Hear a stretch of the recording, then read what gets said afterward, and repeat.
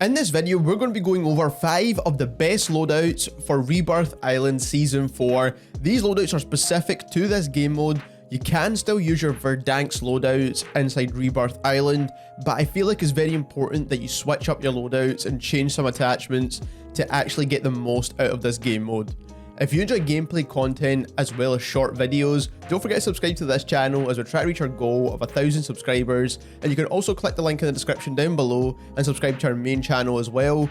Now let's get into the 5 best loadouts. At number 5, we have my Groza Cold War MP5 loadout. Now this is a very close range loadout and is basically a double SMG build, and the reason for this is that a lot of your gunfights in Rebirth will be at close range.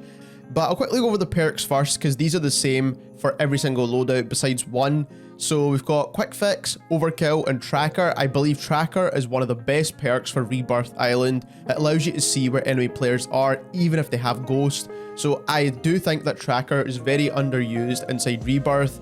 And then Quick Fix is also a really good perk for Rebirth because after you down an enemy, your health just starts regenerating back again, which is very important.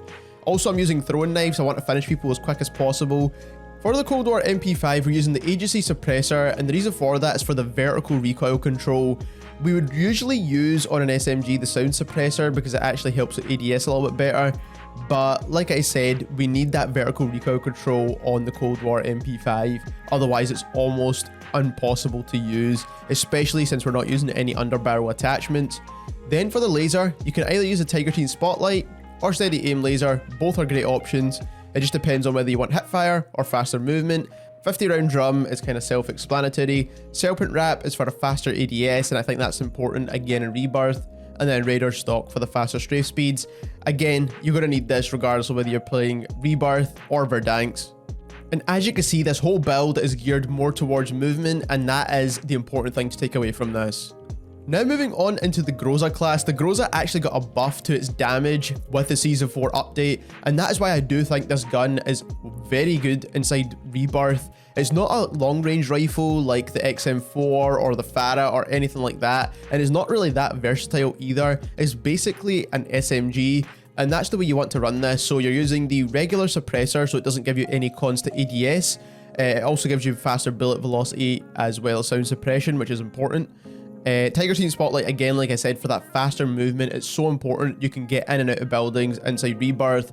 Then I use the 60 round mags, and this is going to be personal preference. If you want faster ADS, then go for the 45. But personally, I think the 60 rounds is more important. Taking out multiple enemies is really important inside Rebirth, especially if you're playing with a squad. So you do need the larger mags.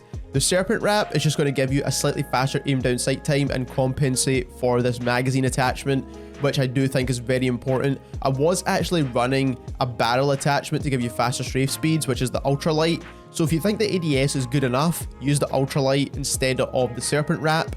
But personally, I think the ADS is more important. Then I do use the KGB pad for the faster strafing speeds and this faster sprint to fire. I do think this is going to help it feel more like an SMG. And we all know that the iron sights on the Groza are really good anyway. And that is the best build for the Groza inside Rebirth. And I do think this gun is actually more powerful right now than the FFAR inside Rebirth. So if you're going to be choosing between the FFAR or the Groza, I would highly recommend going for the Groza right now, especially after that recent buff. So at number 4, we have my Ghost loadout. Now, I personally prefer to have the AMP as my secondary weapon. You get Cold War movement and it's fully automatic, so it's very easy to use. And actually, after the recent buff as well to this gun, you can wipe an entire player, take off all their armor plates and down them with the 25 round mag. So I do think this is very viable inside Rebirth at the moment. Now, you're not going to be taking out 2 opponents with this gun, of course, because the magazine's just not big enough. But with this build right here, it gives you good strafe speeds, good movement, a good ADS, and again, you can swap out the steady aim laser for the Tiger Team Spotlight if you want a slightly faster movement speed. And this is basically like your SMG essentially, and you do want to make sure you're using the agency suppressor to control the recoil as best as you can, because this is the only attachment that controls recoil for sidearm pistols. And then you could also take off the Serpent Wrap and add on the Microflex if you do want a cleaner iron sight, but I do think the iron sights on the AMP are pretty good anyway. For the Cold War AK, you do want to be using the regular sound suppressor, and this is just to make sure you're not conning your ADS. This is an assault rifle, so if you do add on that GRU, it's going to hurt your ADS quite a bit. And like I said, we want to run this like an SMG almost, because basically every Cold War AR can be run like an SMG that has a little bit extra range. And the regular sound suppressor is almost one of the best attachments for Rebirth at the moment. Then you do want to use the ultralight barrel for the faster strafing speeds. Now, this is just going to help it feel like it's moving a lot quicker. But if you do struggle with the sight picture on the iron sights, which are pretty bad on the Cold War AK, then you can actually go for the Microflex LED instead. You definitely want to use the Tiger Team Spotlight. This is going to give you faster movement and a faster aim walking movement speed. You do need that inside Rebirth. Again, like I said, this is one of the best Rebirth attachments as well. Then you do want to use the skeletal stock for the faster strafing speeds. And again, it's just to make it move a lot quicker. And then for ammunition, the 45 round mag should be more than enough to take out multiple enemies. You can go for the 60 rounds, but that's going to hurt your ADS. And we're not using any wraps here, as you can see. So like I said, the 45 round mags should be more than enough. And this is going to allow you to take on enemies at medium range as well as close range. At number 3, we actually have to have an MG82 loadout. Now, of course, this gun is broken and this could be the number 1 spot, but I do think that the number 2 and number 3 class setups are a bit more versatile than this. But like I said, we've got a Mac-10 as well, so we'll quickly start with the Mac-10. Now, this is what I believe to be the best Mac-10 build at the moment. Now, you're using the regular sound suppressor for the sound suppression, bullet velocity as well. You don't really need the recoil control in the Mac-10, it is a close range weapon, and the recoil is not that bad on this gun anyway, and it will slow down your overall movement speed, so you don't really need this. Then for the task force barrel, it's going to be very useful because it's going to help you with the strafing speeds as well as bullet velocity and damage range. Then the Tiger Team Spotlight. This is going to allow the Mac-10 to move as quick as possible. Now, the Mac-10 is already one of the fastest moving guns, or the fastest moving gun in the entire game. So having this attachment on there is just going to make you zoom around the map so quick. The 53 round drum is a no-brainer. You just need the biggest mags possible. And then the Raider stock for the faster strafing speeds. Now, this is a super fast build for the Mac-10. Then we paired this with the MG82, and again, this class setup is different to what you're used to with the Verdansk setup. The reason why we chose all of these attachments for Rebirth is, again, most of your gunfights are going to be in medium to close range, but this gun still beams at long range because it's pretty much broken at the moment. It still has no recoil with this class setup, so it doesn't really matter which attachment you put on this gun, it's still going to be OP. So you do want to use the regular sound suppressor to get bullet velocity as well as sound suppression. Then for the barrel, you can either use no barrel at all or the match grade barrel. Now, the match grade barrel will hurt your ADS a little bit, and it also hurts your sprinting movement speeds, but it does give you the bullet velocity, recoil control, and the damage range bonuses as well. It's not quite as good as a task force, but it doesn't give you as many cons as the task force, so it doesn't hurt your ADS nearly as much. Now, like I said, you can opt to go for no barrel in this gun as well because the bullet velocity is already pretty good on this. Then to help with the overall movement, I use the Tiger Team Spotlight once again, and that's going to compensate for that barrel attachment. And again, to compensate for the barrel attachment, we use the Serpent Wrap to give the faster ADS. And then lastly, you could choose whatever optic you like. The Axial Arms is great. The Royal and Cross is also great.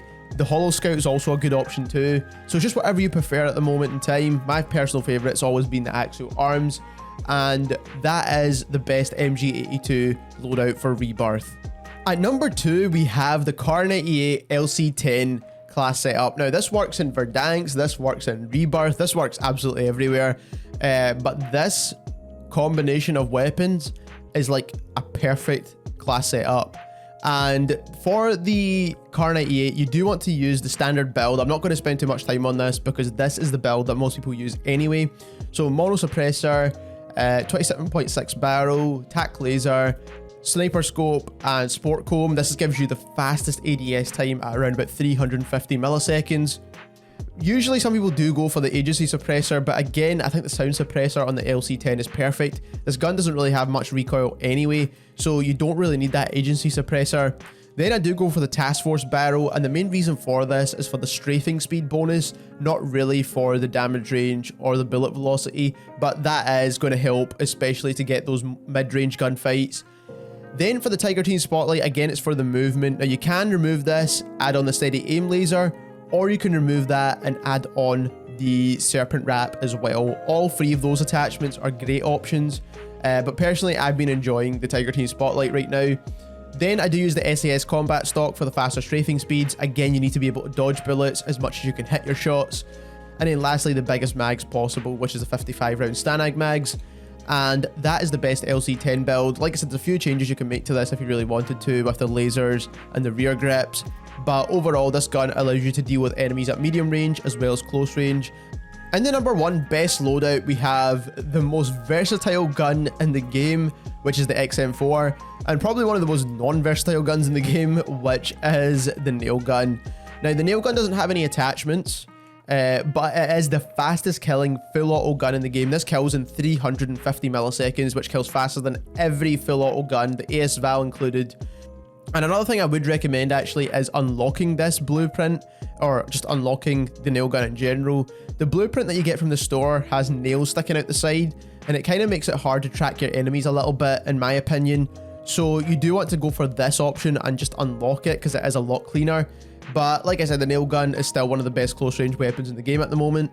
Then we have the XM4. Now, you can build the XM4 in pretty much so many different ways. This gun just performs extremely well at absolutely everything. Long range, medium range, so sniper support, and even close range as an SMG. This gun works extremely well everywhere.